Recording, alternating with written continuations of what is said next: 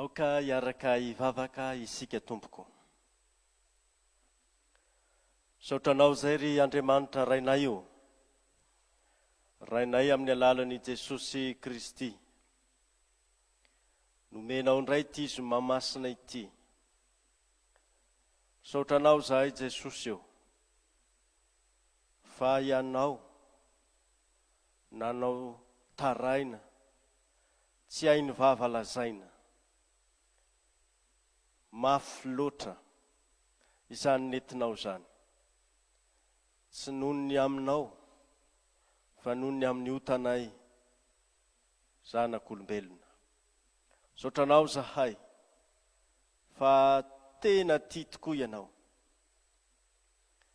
Na dia ningidy ny fahafatesana, ningidy ny fiainatsika, ningidy ny elo mihitsy aza dia niasa taminao.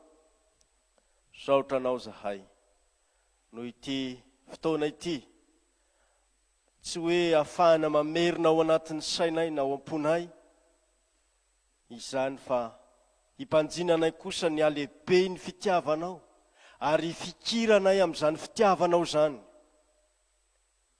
Mametraka ao am-pelantananao Jesosy, izay rehetra mandre izao teninao izao, ary indrindra azo fampahirezana avy amin'izany teninao izany. Na amin'ny alalan'ity hainao manjery ity, na amin'ny alalan'ny radio tenin'ny fiainana, ary amin'izay rehetra andrenesan'ny olona izany teninao izany, dia tena mba hiorina tsara ny finoana sy ny fahatokinanao. Dia mitenena aminay Jesosy araka ny fombanao. Amin'ny anaran'i Jesosy no angatana izany. Amen. Miarabantsika ry havana natratra ity zoma masina ity. Lehibe loatra amin'izay andro diavintsika izany zoma masina izany. Satria raha tsy nisy ity zoma masina ity, dia foana avokoa na ny alakamisy masina izany, sy izay rehetra tany aloha rehetra. Arak'izany dia tena faratampony amin'izay andiavantsika izao herinandro masina izao ny zoma masina. Ny tenin'Andriamanitra izay anjarantsika amin'izao zoma masina izao dia ao amin'ny Matio 7:20, ny 5:50 ka hatramin'ny 10. Matio 7:20, 5:50 ka hatramin'ny 10. Mivaky toy izao ny teny amin'ny anaran'i Jesosy. Ary hatramin'ny ora 9 ka hatramin'ny ora 10 dia maizina ny tany rehetra. Ary noho ny tokony ho tamin'ny ora 10 dia niantso tamin'ny feo mahery Jesosy, ka nanao hoe: Eli, Eli, lama sabakitany. Izany hoe, Andriamanitro ô, Andriamanitro ô, nahoana no dia mahafoy ahy ianao? Ary ny sasany tamin'izay nijanona teo, raha nandre izany, dia nanao hoe miantso an'i Elia ilay io.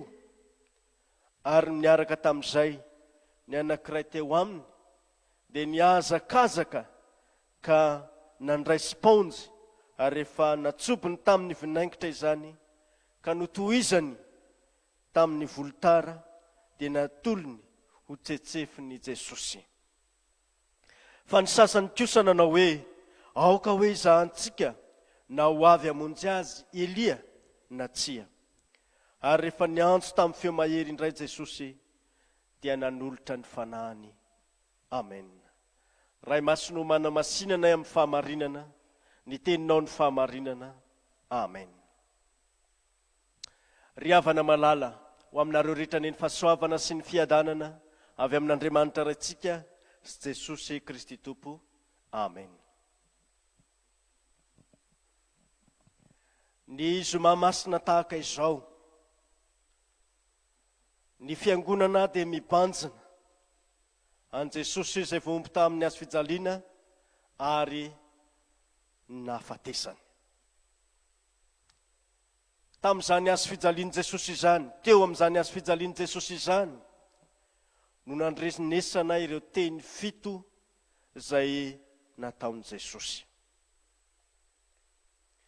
Ny ivon'izany teny izany dia ity anjarantsika androany ity hoe Andriamanitro, nahoana dia mahafoy ahy ianao.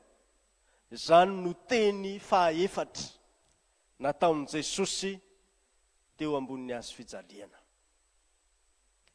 Ho an'ny filazantsara araka ny Matio, dia io teny io ihany no notsarovany, ary io no nasongadiny, fa ny teny enina ankoatran'io dia tsy nambarany mivantana. Azontsika tsy hivona eto anio, izany teny fito izay nataon'i Jesosy izany.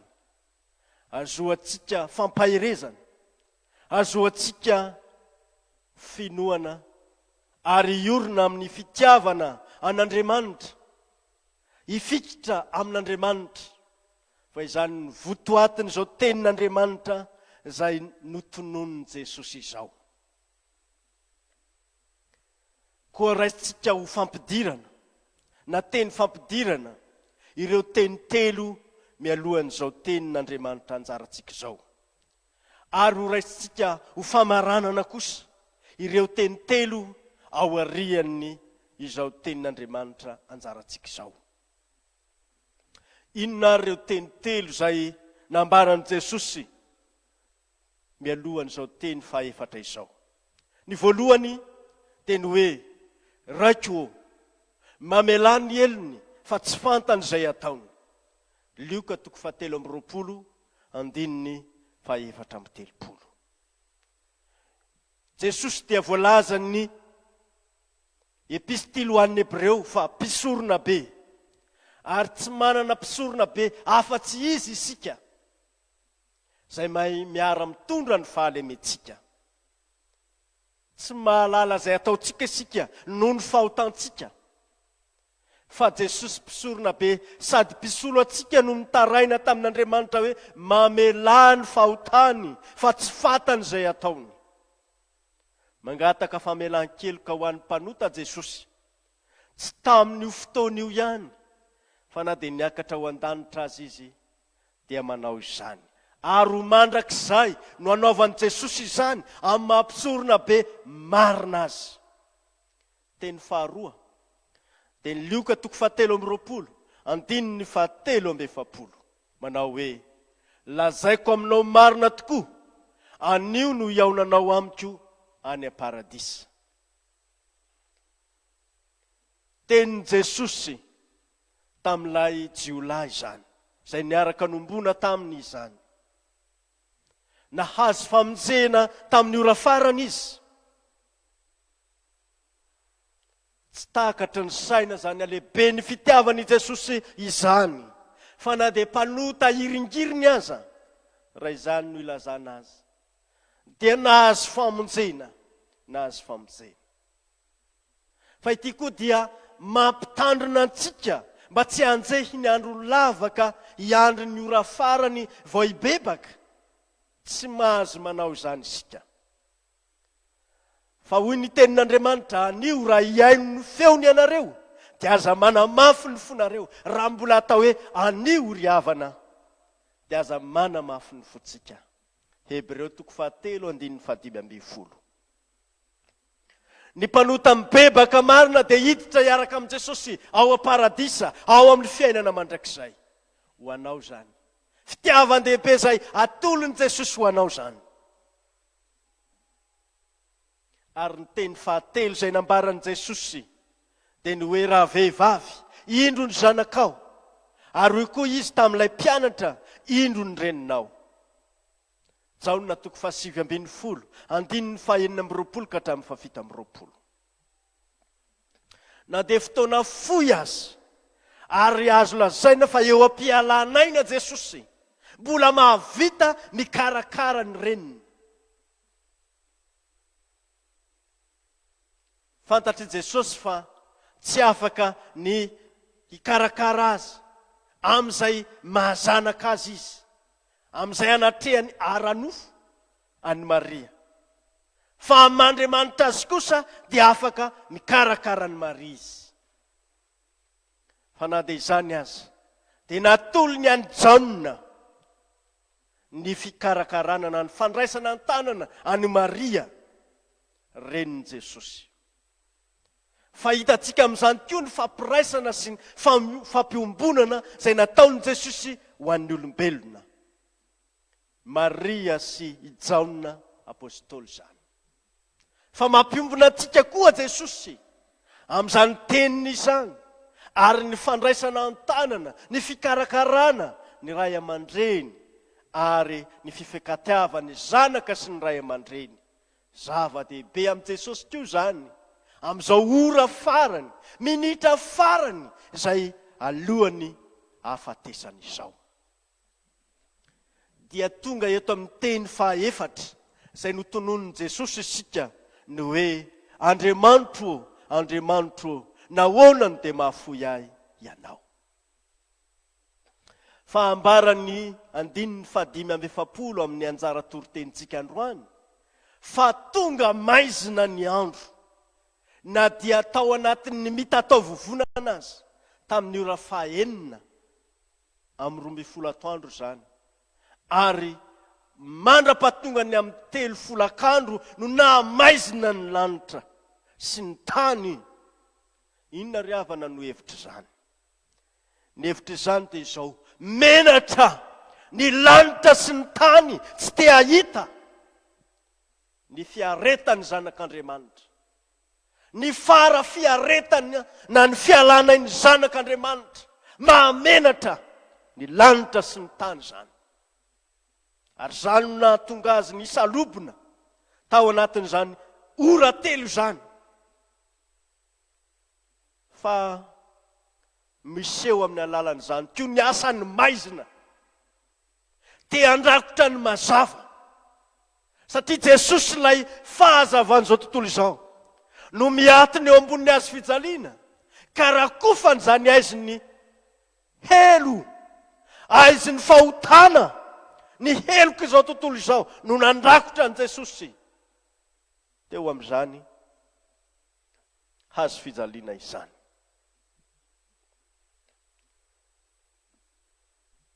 Fa zava-dehibe koa nefa ry havana izay ny zavatra niseho tamin'izao zoma masina izao, dia nandreseny Jesosy tamin'ny alalan'izany fahafatesana izany ny fasana.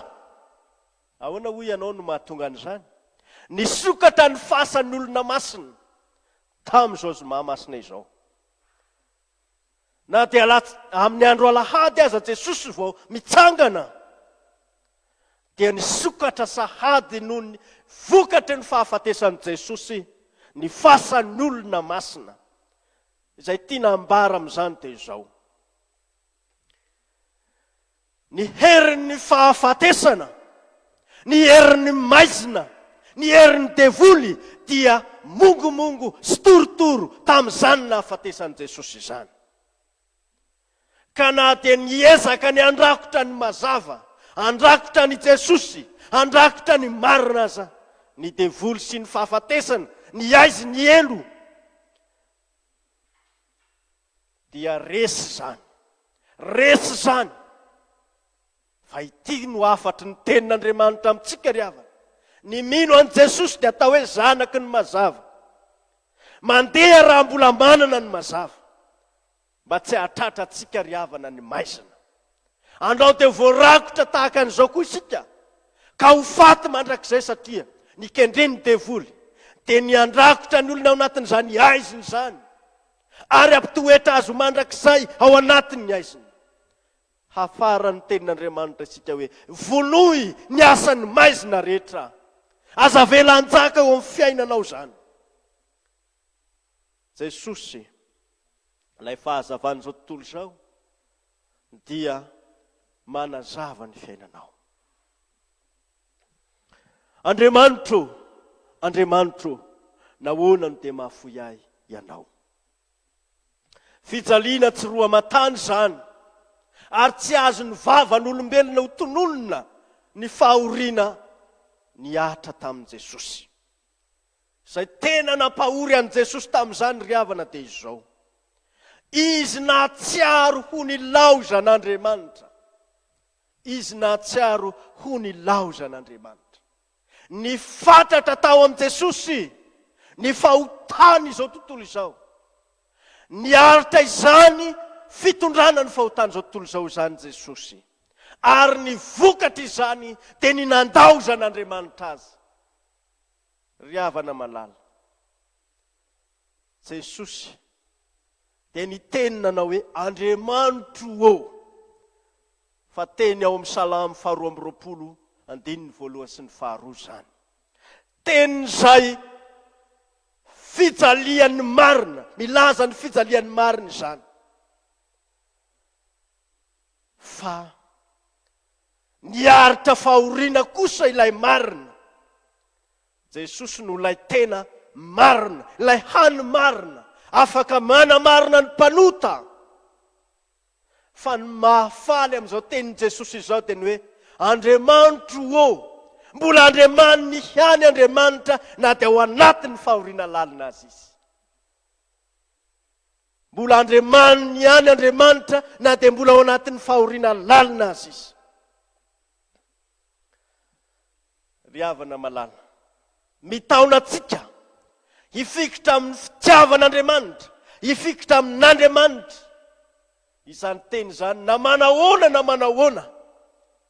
Ny tenin'ny Sadraka sy Mesaka ary Abednego ry havana, toko lehibe ho antsika.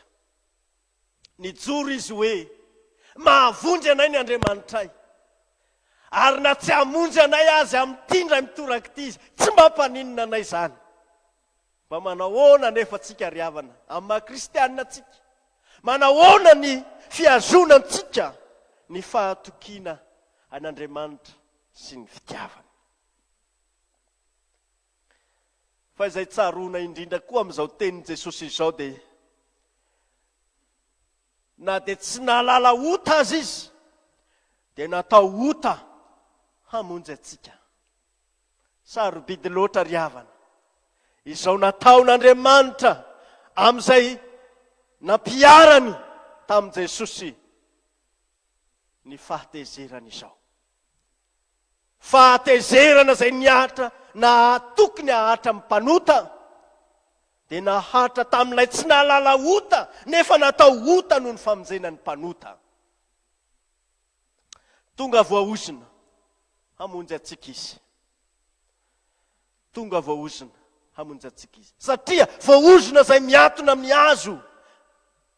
Ary izany indrindra dia nekeny Jesosy. Satria raha tsy izany dia tsy afaka ny olom-boaozina. Voaozina noho ny nandikana ny sitrapon'Andriamanitra. Ary voaozina ho amin'ny fahafatesana mandrakizay isika. Fa izao, aleon'i Jesosy nanaiky ho voaozina izy mba hamonjena ny mpanota. Ry havana malala, ny hevitra ihany koa no hoe Andriamanitro, nahoana ny tena hafoy ahy ianao? Zany hoe lay Andriamanitry ny fisiany, lay Andriamanitry ny sainy, lay Andriamanitry ny fanahany, ary ny Andriamanitry ny sitrapony sy ny fiainany no hitokihany, zany no hiatorahany. Zava-dehibe loatra zany. Mba hiteny koa isika ry havana ny hoe iza no ahy any an-danitra, ary tsy misy aty ambony tany riko tahaka anao. Na dia levina aza ny nofoky sy ny foko, dia mbola vato lampy ny foko sy anjarako mandrakizay Andriamanitra. Salamo 7:5 sy 9. Izay nampangiry firan'i Jesosy koa ry havana, dia izao. Amin'ny mahazanak'Andriamanitra azy, dia henon'Andriamanitra mandrakariva ny feony. Ary amin'ny fitarainana izay ataony, dia vonjen'Andriamanitra izy. Fa ny amin'izao fahafatesany izao kosa, dia tsy no henon'Andriamanitra tamin'izany izy. Ry havana malala, manahoana re izany fahoriana izay niahatra tamin'i Jesosy izany? Na re nigidiny ny fahotana izy, na rengidy ny helo izy noho ny amiko sy noho ny aminao. Soa ihany Jesosy nahay nitondra izany tamin'ny tenany masina, ary ho anao izany, ho antsika izany, mba hahatonga antsika tena hahatsapa ny alalan'ny fitiavan'i Jesosy ka hifikitra amin'izany, ary na manahoana lalana izay hitondran'i Jesosy ny fiainanao, dia tsy mba hiseto na hitomany ianao, fa izany fisetohany, izany tomany, izany dradradradra izany efa nentin'i Jesosy izany.